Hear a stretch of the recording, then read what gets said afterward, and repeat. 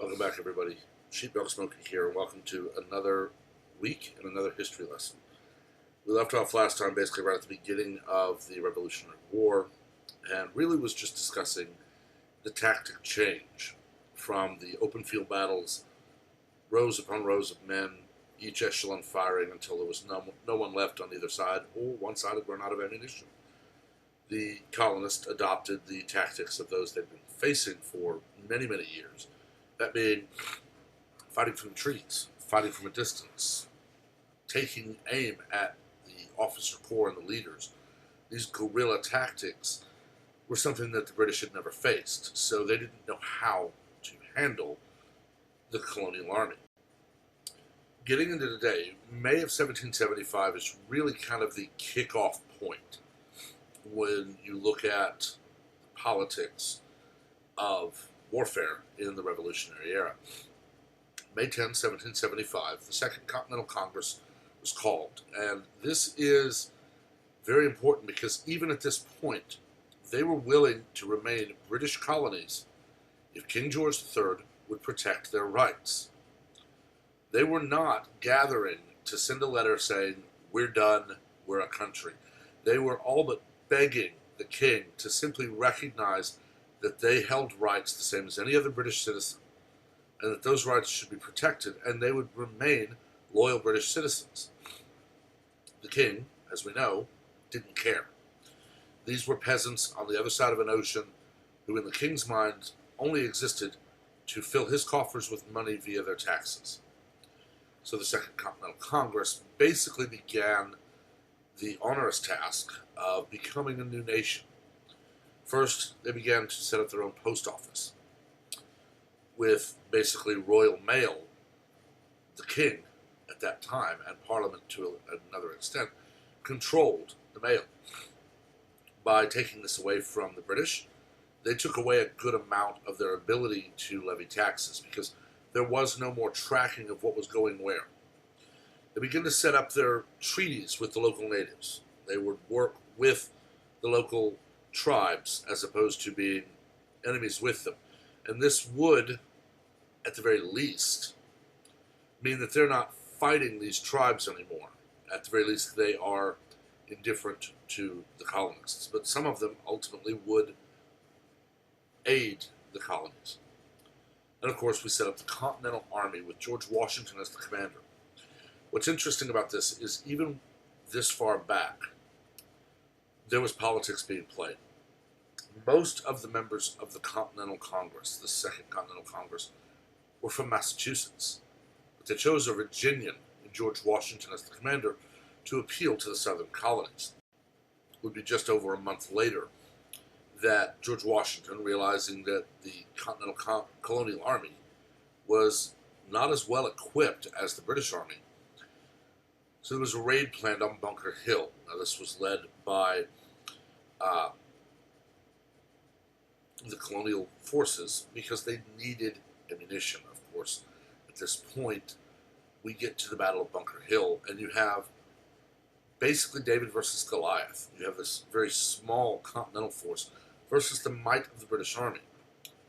Being that they were low on supplies, this is where we think the quote of "don't fire until you see the whites of their eyes" was uttered.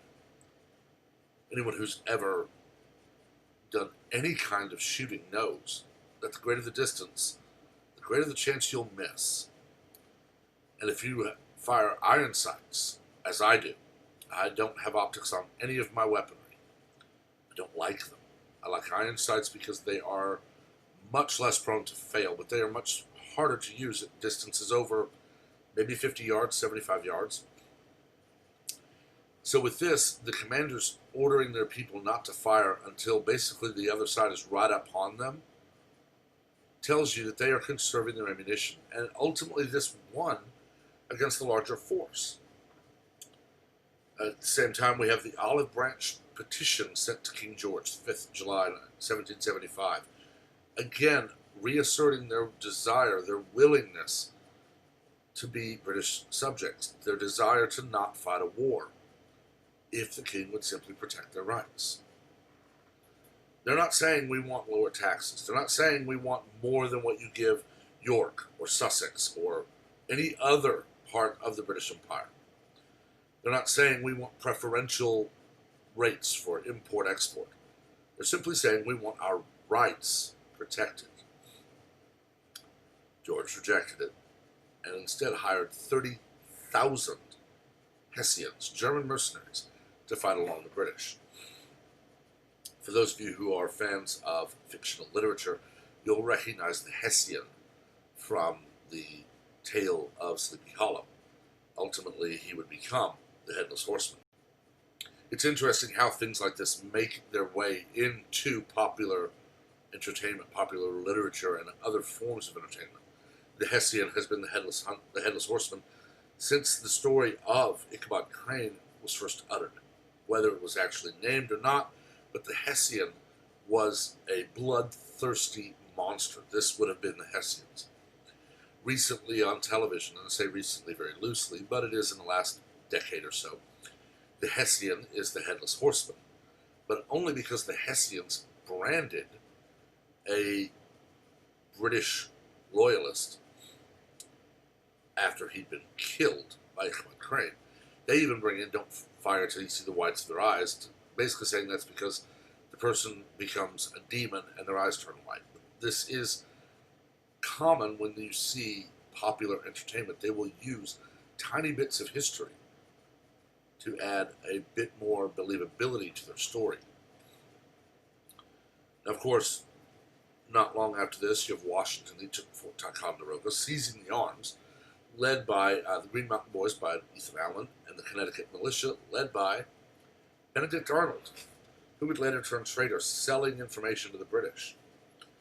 But you then have Henry Knox's crew, and this is still in the early days, but they hauled cannons 300 miles or so over land to really hand the British their first defeat. And in January of 1776, we have Thomas Paine, a recent immigrant to the colonies, penning Common Sense, blaming King George directly, not Parliament, but the King, for this war kicking off. We're only a month or two into all this, maybe 3 at the most, and we've already had a major British defeat, a fort seized. We've had a recent British immigrant, so not someone who lived in the colonies, but someone who just recently come to the colonies, blaming the King. Then in 1776, 7th of June, Richard Henry Lee of Virginia introduces a resolution calling to declare our independence. It passed that on the 2nd of July that same year, and on the 4th of July, 1776, the Declaration of Independence is adopted, and we would become our own nation as long as we won the war. It's very important to know what the Declaration of Independence is. So I'm going to end this video because the next one is very simply a timeline of the war leading up to General Cornwallis surrendering. After that, we begin our leapfrog through history looking at, we did have the War of 1812, we have the Civil War, we have World War I, World War II, Korea, Vietnam, Grenada, Desert Storm, Desert Shield. We have all these things, but there are other parts of history, but it won't be this basically constant thing. There's a lot of American history where it is very simply people living their lives. But let's actually look at the Declaration of Independence in its entirety to look at how the colonists expressed their disdain for the King. In Congress, July 4th, 1776, the unanimous declaration of the 13 United States of America, when in the course of human events it becomes necessary for one people to dissolve the political bands which have connected them with another, and to assume among the powers of the earth the separate and equal station to which the laws of nature and of nature's God entitle them. A decent respect to the opinions of mankind requires that they should declare the causes which impel them to separation. We hold these truths to be self-evident that all men are created equal, that they are endowed by their Creator with certain unalienable rights, that among these are life, liberty, and the pursuit of happiness, that to secure these rights governments are instituted among men, deriving their just powers from the consent of the governed, that whenever any form of government becomes destructive to these ends, it is the right of the people to alter or abolish it, and to institute new government, laying its foundation on such principles and organizing its powers in such form as to them shall seem most likely to effect their safety and happiness. Prudence, indeed, will dictate that governments long established should not be changed for light and transient causes, and accordingly all experience hath shown that mankind are more disposed to suffer while evils are sufferable, than to right themselves by abolishing the forms to which they are accustomed. But when a long train of abuses and usurpations, pursuing invariably the same object, evinces a design to reduce them under absolute despotism, it is their right, it is their duty, to throw off such government, and to provide new guards for their future security. Such has been the patient sufferance of these colonies, and such is now the necessity which constrains them to alter their former systems of government. The history of the present King of Britain is a history of repeated injuries and usurpations, all having in direct object the establishment of an absolute tyranny over these states. To prove this, let the facts be submitted to a candid world. He has refused his assent to laws, the most wholesome and necessary for the public good. He has forbidden his governors to pass laws of immediate and pressing importance, unless suspended in their operation till his assent shall be obtained, and when so suspended he has utterly neglected to attend them. He has refused to pass other laws for the accommodation of large districts of people, unless those people would relinquish the right of representation in the legislature, a right inestimable to them and formidable to tyrants only. He has called together the legislative bodies in places unusual, uncomfortable, and distant from the depository of their public records, for the sole purpose of fatiguing them into compliance with his measures. He has dissolved representative houses repeatedly for opposing with manly firmness his invasions of the rights, or invasions on the rights of the people. He has refused for a long time, after such dissolutions, to cause others to be elected, whereby the legislative powers, incapable of annihilation, have returned to the people at large for their exercise. The state remaining in the meantime exposed to all the dangers of invasion from without and convulsions within. He has endeavored to prevent the populations of these states, for that purpose obstructing the laws of naturalization of foreigners, refusing to pass others to encourage their migrations hither, and raising the conditions of new appropriations of lands. He has obstructed the administration of justice by refusing his assent to laws for establishing judiciary powers. He has made judges dependent on his will alone for the tenure of their offices and the amount and payment of their salaries. He has erected a multitude of new offices and sent hither swarms of officers to harass our people and eat out of their substance.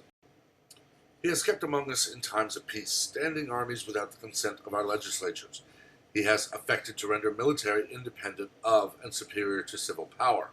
He has combined with others to subject us to a jurisdiction foreign to our Constitution and unacknowledged by our laws, giving his assent to their acts of pretended legislation, for quartering large bodies of armed troops among us, for protecting them by a mock trial, for punishment for any murders which they should commit on the inhabitants of these states, for cutting off our trade with all parts of the world, for imposing taxes on us without our consent, for depriving us in many cases of the benefits of trial by jury, for transporting us beyond seas to be tried for pretended offenses, for abolishing the free system of English laws in a neighboring province, establishing therein an arbitrary government, and enlarging its boundaries so as to render it at once an example and fit instrument for introducing the same absolute rule into these colonies, for taking away our charters, abolishing our most valuable laws, and altering fundamentally the forms of our governments,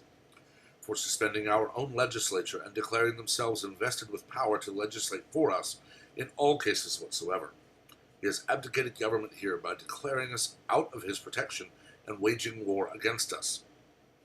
He has plundered our seas and ravaged our coasts, burnt our towns, and destroyed the lives of our people. He is at this time transporting large armies of foreign mercenaries to complete the works of death, desolation, and tyranny, already begun with the circumstances of cruelty and perfidy scarcely paralleled in the most barbarous ages, and totally unworthy of the head of a civilized nation. He has constrained our fellow citizens taken captive on the high seas to bear arms against their country, to become the executioners of their friends and brethren, or to fall themselves by their hands. He has excited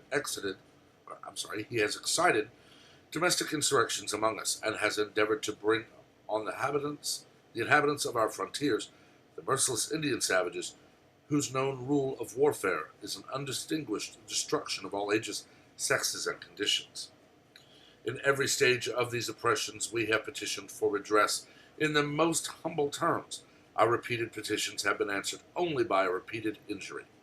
A prince whose character is thus marked by every act which may define a tyrant is unfit to be the ruler of a free people. Nor have we been wanting in attentions to our British brethren. We have warned them from time to time of attempts by their legislature to extend an unwarrantable jurisdiction over us. We have reminded them of the circumstances of our immigration and settlement here. We have appealed to their native justice and magnanimity, and have conjured them by the ties of our common kindred to disavow these usurpations, which would inevitably interrupt our connections and correspondence. They too have been deaf to the voice of justice and consanguinity. We must therefore acquiesce in the necessity which denounces our separation, and hold them, as we hold the rest of the mankind, enemies in war, in peace friends. We, therefore, the representatives of the United States of America, in General Congress assembled, appealing to the Supreme Judge of the world for the rectitude of our intentions, do, in the name and by authority of the good people of these colonies, solemnly publish and declare that these colonies are, and of right ought to be, free and independent states, that they are absolved from all allegiance to the British Crown, and that all political connection between them and the state of Great Britain is and ought to be totally dissolved, and that as a free and independent state they have power fully to levy war, conclude peace, contract alliances, establish commerce, and to do all other acts and things which independent states may of right do. And for the support of this declaration, with a firm reliance on the protection of divine providence, we mutually pledge to each other, our lives, our fortunes, and our sacred honor. And it was signed by delegates from every colony. I will include a link, of course, to this document, which I just read. You can hear many things in that Declaration of Independence that ultimately made its way into the Constitution, into our Bill of Rights. Petition for redress, taxation, quartering of troops, so many other things. George decided, long before any of this began, that the colonies were his by right. They did not belong to the people living there. The fruits of those people's labor did not belong to those people. They belonged to him. Their money, their lives, their blood belonged to him. He was so convinced of this that nothing could dissuade him from conquering the colonies, even if it meant killing every single person there. He was utterly assured that he could just send people to continue working that land, living as slaves, basically, to a tyrant ruler. We'll see in the next video just how wrong he was. Let me know what you think. In the meantime, remain civil. We are not children. We are not ranting toddlers denied ice cream at breakfast. We are logical, civil, thinking adults. Please remain so. Remember also to like and share the video to affect the algorithm and to widen the conversation. And remember to subscribe and turn on notifications. I am doing the giveaways at 500, 1,000, and 1,500 subscribers. You'll want to be subscribed for that and have notifications on for any off-schedule videos.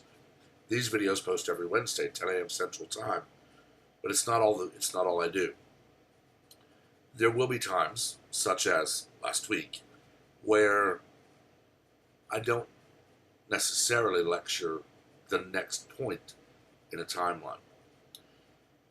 This is very much how I would lead a normal class. There are times in a history class where you have to stop and address current events because they are directly mirroring past events. There's a reason that the saying, those who do not learn from history are doomed to repeat it, is absolutely true. We who demand that history not be destroyed, that monuments not be removed, that names not be scrubbed from all public record, I don't do that to praise people. I don't say that Civil War monuments should remain because they were great people. They need to remain so that we know what happened and we can avoid it. By knowing what happened, you know what happened prior to that, what led to that thing happening. And you can watch the world around you and notice when those same things are beginning to happen again. That way you can tell those around you, hey, hold up. We're about to do the same stupid thing we did 165 years ago. We need to stop this because we don't want to repeat that mistake of history. But instead, history is being scrubbed because it offends people. Okay? When the book To Kill a Mockingbird is taken from school libraries, why? No, it does not glorify racism. It shows it in all its ugliness. And it needs to be read so that students see the ugliness of that trial. And they see what not to allow again. For those of you who have watched Brave New World on Peacock and read the book, you'll know that they are two different things. Aldous Huxley wrote Brave New World over almost 100 years ago. This is a world still very much steeped in things that we don't even consider part of our lives today. But if you look at his castes, as you go from the alpha down to epsilon, they progressively degenerate physically until they are about 3 feet tall, very dark of skin, almost unable to speak logical words and logically worded sentences. Now, that's not how it was portrayed in the Peacock series, and that's one change I don't care about. In fact, I believe it is more accurate to what would happen if that happened today. People would simply be people engineered into a caste. You might find a 6 foot tall Adonis as an epsilon or as an alpha, and you might find someone like Bernard, not a physically imposing or that attractive of a person as an alpha. It's simply a caste system. But for those of you who've read it and not seen the series, I recommend getting the 7-day trial. Pardon me. Get the 7-day trial. Start it very early on a day off. Binge the whole series, then cancel. Unfortunately, you have to have premium in order to watch the entire thing. But you don't have to pay for it. They do give a trial, and it takes a day to watch the entire thing. If you've read the book, you'll probably notice all the changes that I did. I'm getting off topic here. We're going to end this here. Make sure, again, let me know what you think, but remain civil. Make sure you've liked and shared the video, subscribed, and have notifications on. Until next time, have a wonderful day.